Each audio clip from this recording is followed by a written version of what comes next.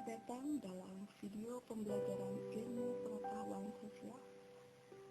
Kali ini, kakak akan membahas mengenai angin muson dan pengaruh positif dan negatif angin muson terhadap kehidupan.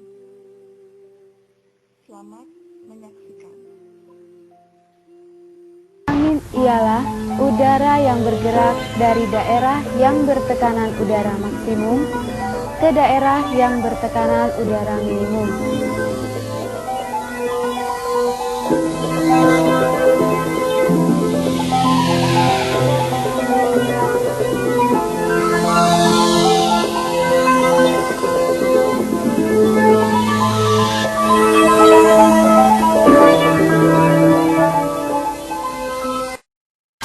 Angin muson mempunyai ciri sebagai berikut. 1. Setiap setengah tahun berganti arah.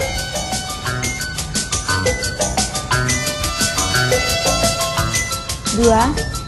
Setengah tahun basah dan setengah tahun kering.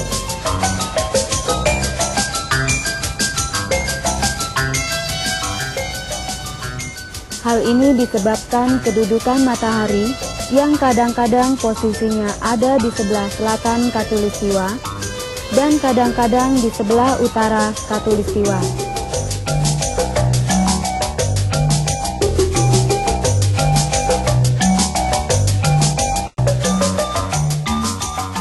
Dengan demikian, Indonesia mengenal dua musim, yaitu musim kemarau dan musim hujan.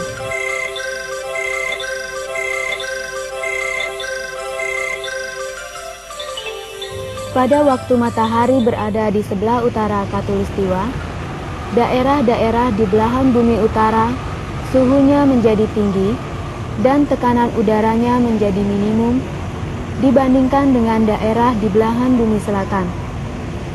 Ini mengakibatkan udara berhembus dari daratan Australia yang kering menuju ke daratan Asia. Dan angin ini berdasarkan hukum Bush-Ballot berubah arah, seolah-olah angin datang dari timur. Itulah sebabnya disebut angin muson timur, yang sebenarnya bernama angin muson tenggara. Angin muson timur ini terjadi setelah musim pancaroba, yaitu pada bulan Maret atau April sampai dengan bulan September atau Oktober.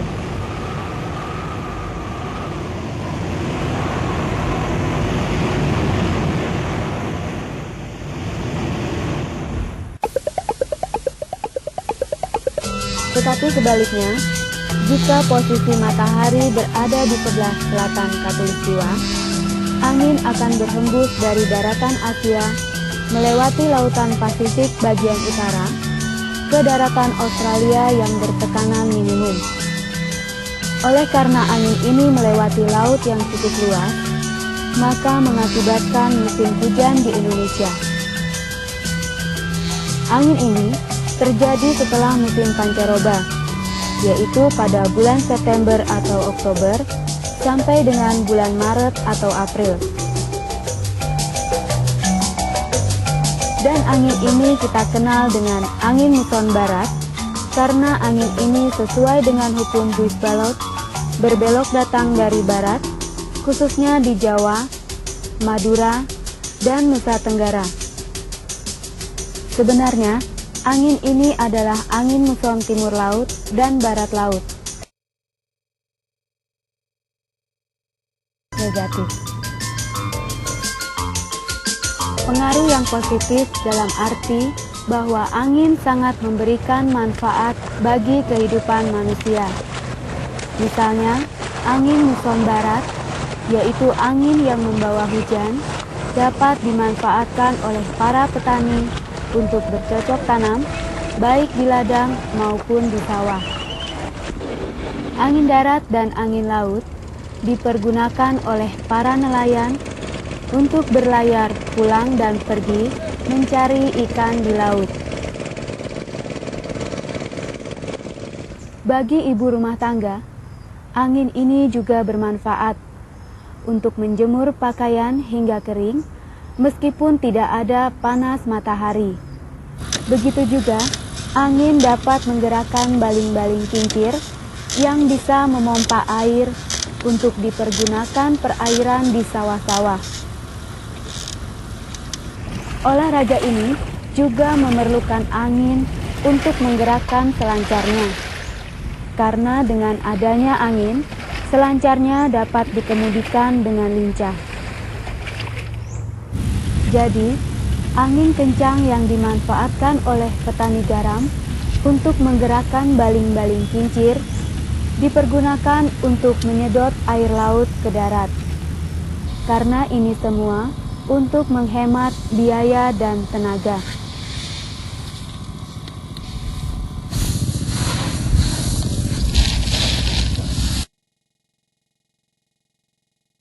Dapat mengakibatkan kekeringan di mana-mana. Para petani tidak dapat menggarap sawahnya karena kesulitan memperoleh air untuk mengairi sawahnya. Apalagi sawah-sawah yang airnya mengandalkan tadahan air hujan. Pepohonan dan tanaman yang terlambat berbuah mulai rontok dan mati kekeringan.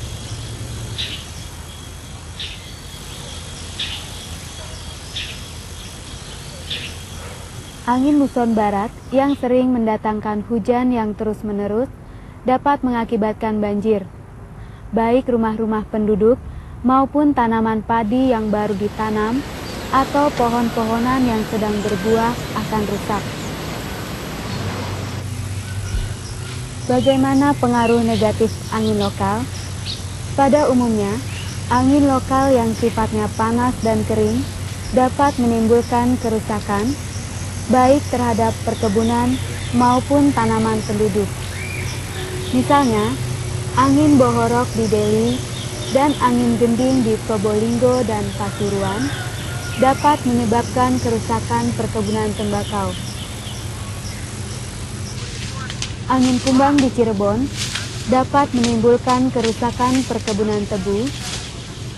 Angin berubu di Sulawesi Selatan dapat merusak perkebunan cengkeh. Dan angin wambrau di Pulau Biak dapat merusak tanaman jagung dan pohon kelapa. Angin puyuh yang hembusannya memutar dapat mengangkat benda-benda yang dilaluinya, seperti rumah, mobil, pohon dan tanaman lainnya, sehingga menjadi hancur dan bertumbangan.